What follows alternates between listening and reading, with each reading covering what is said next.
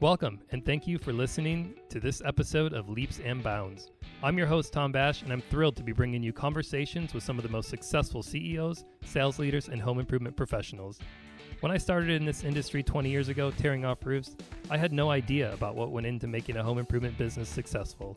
Now, having met with thousands of contractors, helping them adopt technology, and watching them grow, I'm excited to invite them on to share what's made them successful, what they're doing today to stay ahead of their competition, and the advice they have for others.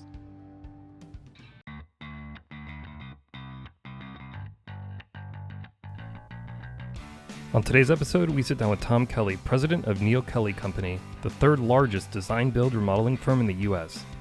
He'll share with us some of the lessons he's learned over the last 40 plus years, why they decided to enter the handyman space, and why he's so bullish on solar.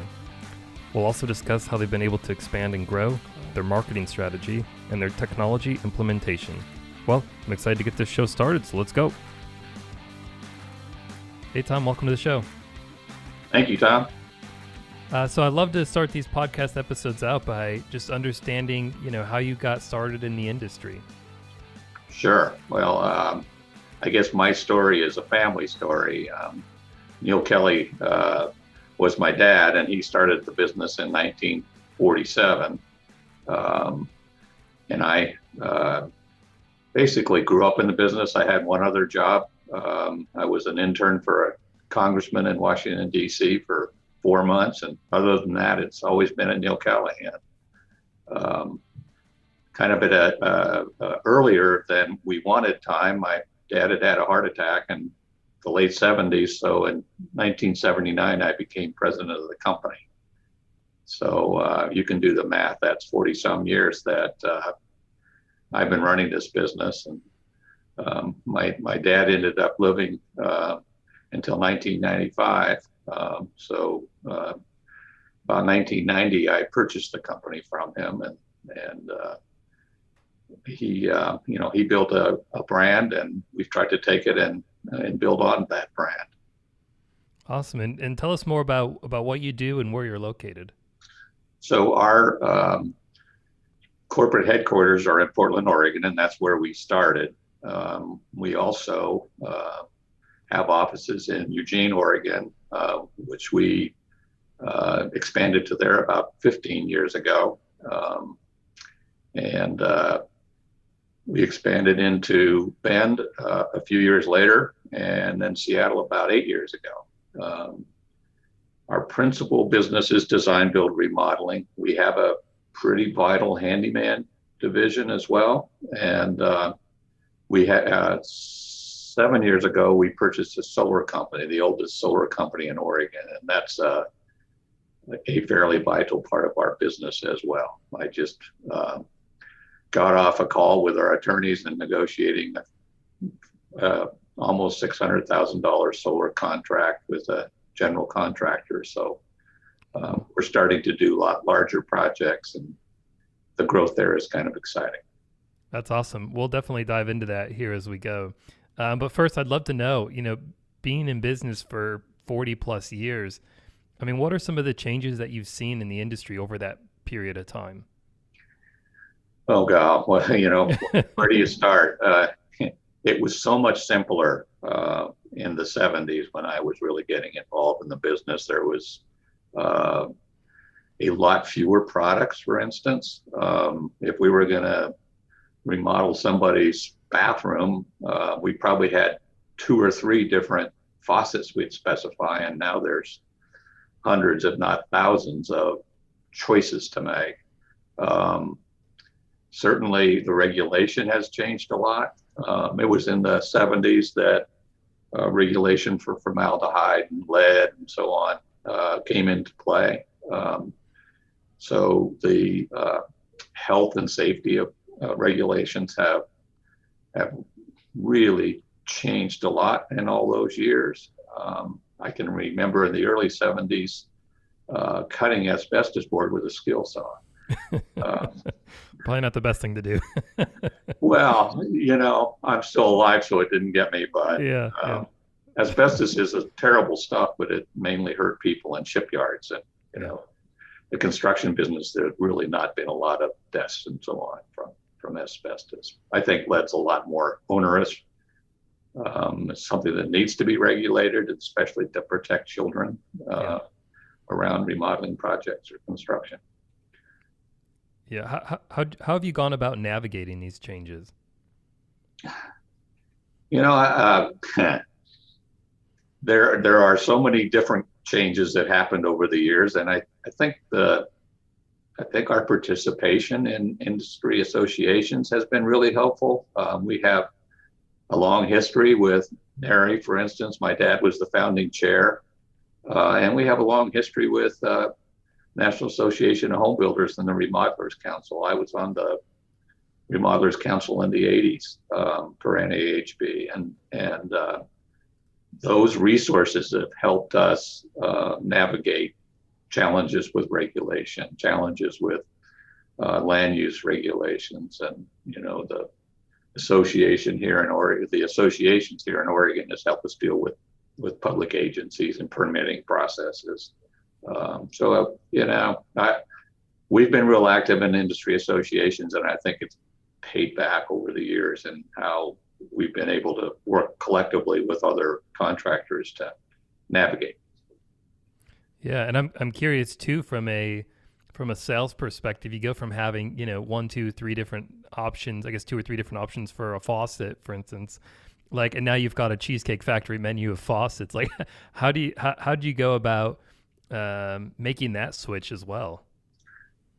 Well, we try to find in each sort of product category partners that we work with, first of all. I mean, an example is we've worked with Kohler Company a lot on the plumbing side. And so that we, to a certain degree, narrow down the choices. Certainly, employing a lot of designers, sometimes that's like herding cats to get them to focus on a few product lines. But I guess it really comes down to a product by product, which windows do you use? And we try to, windows, for example, we try to emphasize 2 or 3 lines of windows rather than buying, not utilizing our buying power. So we try to focus, and, our premier wood window right now is a Pella. We've worked with Marvin and Anderson in the past and still use their products once in a while. But focusing on products is, and utilizing our buying power has been an important emphasis for us over the years. Yeah, I was reading something the other day about the paradox of choice.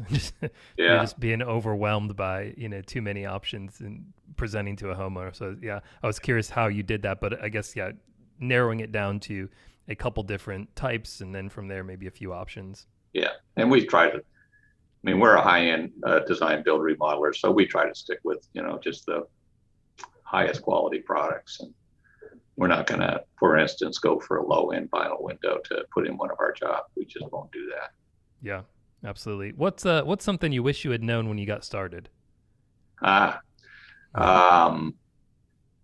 Let me see. I wished I had known just how challenging the business can be, especially the business cycles, the ups and downs. And I've been through a lot of them. 2008 was a challenging one, but 1980-81 was also just a wow, how much it impacted us. And, we would get to a certain level of employees, for instance, and we go through one of those economic cycles and come out of it with 30% less employees, which is, it's just not fun. It's not fun for those, especially for those who get laid off. But really, from a management perspective, it's one of the most challenging things. And haven't yet figured out how to, have a terribly smart strategy when those things hit. It's seems like right now we're not seeing any sort of recession on the horizon yet, but I sure watch that stuff so I can think through it and prepare, and hopefully hire people that can help, that also can survive that kind of event.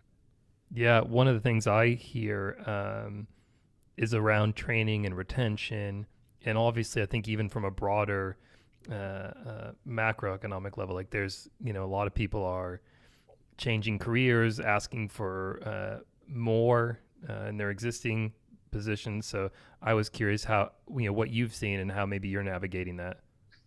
I think we're one of the few remodelers in the country that has a person on our leadership team who's in charge of training. And I think from a retention perspective, helping our employees improve in their careers. So a carpenter who becomes a project manager and having the training programs basically in the can that can train them to become a project manager. Same thing with, we have what we call at Neil Kelly Design Associates, who do a lot of the drawings and product selections for our design consultants, who are the lead salespeople. Well, doing a lot of training with those folks helps them further their career, hopefully with us, and especially in today's employment environment, keeping them with us as opposed to going to work for a competitor is a pretty good thing. Yeah, I think that's great. Showing them the career potential, their growth, outlook, and helping them achieve that. Yeah. That's great. I wanted to switch gears just a little bit. And you had mentioned this when you talked about the company, you're focused on high-end redesigns, but you've also entered the handyman space. And you said that, represents a sizable piece of the business. Why did you decide to enter into the handyman space? And how's that been going for you? Deep in the history of the company, my dad had this perspective that we wanted to take care of clients. So we always did. So if we just had done a kitchen for a client and they called up with a handyman issue, say their bathroom shower had to be replaced, we would do that. And what I recognized over time was that having a really successful high-end design salesperson engaged in that dry rotted shower job maybe wasn't the highest and best use. So 1994, we've formally formed our Handyman Division. We had 4 carpenters that were working for us who became what we call sales carpenters. So they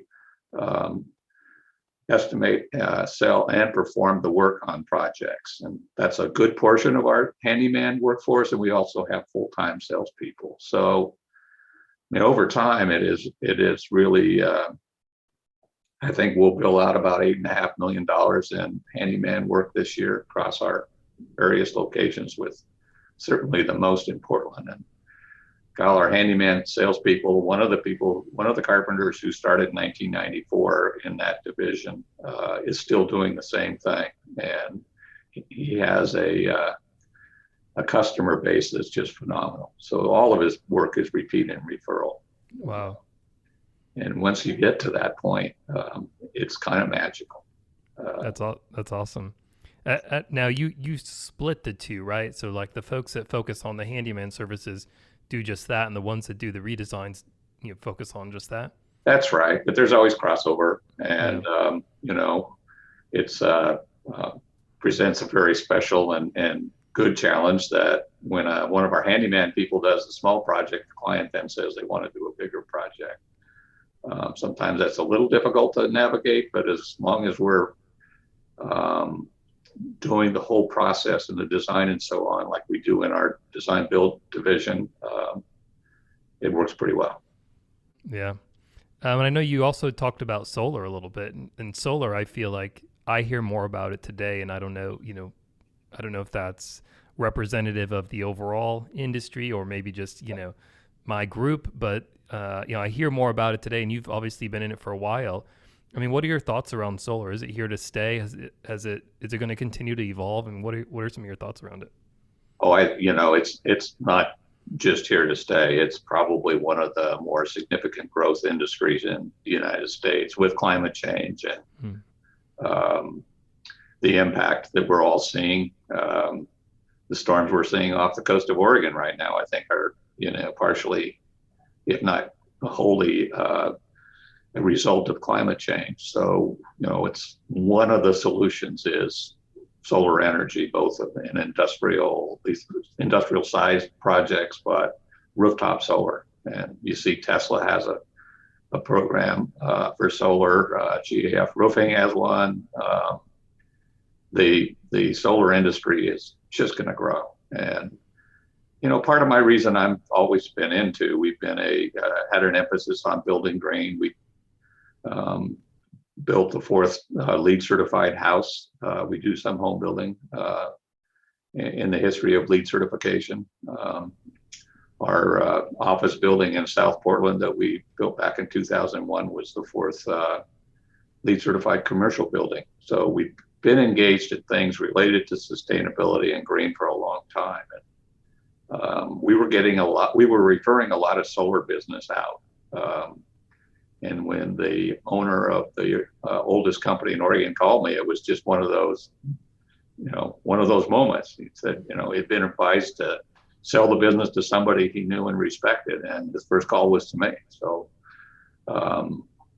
nothing's in the world of what we do. Nothing's ever just a perfect story. It's been a little bit up and down with solar, but now it's really solid. We're having a great year, and next year looks like it's almost a little bit scary how much business is coming at us. So we're going to have to really respond to the growth. What do you think is what would you attribute to that? Is it awareness from the public, or is it the technology within the solar panels? I mean, what maybe a combination? The technology and cost of solar panels has been coming down for years, so that's a big piece. The tax credits that are available both from the federal government and the incentives in the state of Oregon are a big piece. The cost of energy going up. But I think lately it's been just homeowners, our state here in Oregon and Washington too, there's a pretty high level of consciousness about climate change. And I think people can look at solar and say, hey, this is where I can do my part, a small impact, but an impact. Golly, my electric bill at my house that has solar panels is the minimum that the utility can charge $10.66 a month. That can become pretty attractive with the combination financially of all the incentives and so on. That's fantastic. I'm in an apartment right now, and I don't have the luxury of benefiting from solar, but I'm very envious of that. Of that electric bill. It's pretty cool in so many ways. What who do you think? So for there may be contractors or home improvement professionals listening today that want to get into solar. I mean, who do you think is best positioned to enter that market? And do you have any advice for how they can get started? It really worked well for us to purchase a solar company as opposed to just starting from zero, from scratch. So that'd be my first piece of advice would be, if there's a solar company that's been around in the company's market for a while, is to try that. I think, aligning oneself with, like GAF has a solar program, and they're the largest roofing manufacturer, I think, in the country. That's a good path to go. They're working more with their roofers to do solar. So a roofing contractor is a kind of a natural. A lot of people will replace their roof at the same time they're doing solar. So if you're a roofing contractor, you may have jobs that are right in front of you that you could have if you had your own solar crew. Yeah, absolutely. Seems like a natural fit there. You mentioned acquiring a business. I believe you've acquired a few, if I remember correctly. What's your experience been around, or what's your experience been like around that? Mostly really good. It's been a way for us to expand. So we did our first one in Eugene, and in those days we built our own cabinets, and the kitchen dealer in Eugene that was a dealer for our cabinets. He was getting ready to retire, so he contacted me and said, geez, would you like to buy my business? And I had never really had that kind of opportunity come up prior to that. And we, took a fair amount of time thinking through it and so on, but we acquired that business, and it's really worked out great. Our Eugene location right now is just doing wonderful. Essentially the same thing happened in Bend. And that's that old-time kitchen and bath dealer slash remodeler called me up and said, "Hey, Tom, I want to retire." Of course, he was my age at the time, so I was kind of going, who's the smart one here? Right, right. But that really worked out, and I bought the building that he had, and that also worked out. Just paid that building off earlier this year, which is a piece of advice I would give to all remodelers, all contractors, is if you can own your own facilities, don't rent from others. Especially, I have a separate company that owns the real estate, and when you get all those buildings paid off, which I have, it could be a nice source of income besides the income from the business. Yeah, passive income essentially, right? That's right. That's right. What if folks are considering or presented with an opportunity to acquire a business, I mean, what are some of the benefits of doing so as opposed to creating their own business maybe in that geographic area or I guess a green space? The really good parts of that are that you have a whole team of people that are already in place, as opposed to going into I had intended, for instance, to go into Bend and just start up an operation, but we ended up with 2 salespeople when we purchased that company, and 3 or 4 carpenters, and just essentially a whole staff. That was, the challenges can become converting those folks to your own company culture. And, over time, especially when we expanded into Seattle, that became a challenge. We weren't able to really get the folks there that came with that existing company to fit our culture well. So that we had a fair amount of change. So nothing's ever simple, but I think in the end, it's better than starting from scratch. You have the company's client list. If they, we of course have rebranded each location to our Neil Kelly brand, but there's still a lot of residual benefit from the previous client list. Yeah, it makes a lot of sense. I'd love to hear a little bit on the marketing front. I know you've done a lot in that regard. I mean, what have you done, or what are you doing from a marketing front that you believe has contributed to your success? I think I was pretty good at managing marketing for many years, and now it's gotten so different. First of all, we've always marketed, even in the toughest times. We kept a presence in the newspaper and a presence on the radio. In the old days, our presence in the newspaper and the radio and so on is proportionately a lot less today. And of course, we're much more involved with things online. So, from the pay side, we do Google ads and all that sort of thing. And we certainly do a lot of effort in the unpaid side of online media, and that's really worked well for us. I mean, we have an internal marketing team. We departed from having a outside agency about I think 8 years ago, and that's been a good move. So we've got a just incredible internal marketing staff that does a great job for us. And if anything, golly, ever since COVID hit, and we had sort of a dive from that. Ever since then, coming back, I've never been in a spot where we almost feel like maybe we don't need to be marketing because the leads are so strong. Yeah, and effective. What was the catalyst that made you go from working with an outside agency to bringing that internally? The people, the opportunity to hire some. I hired a guy who had been with an agency that we had worked with. We hadn't worked with that agency for 3 or 4 years, and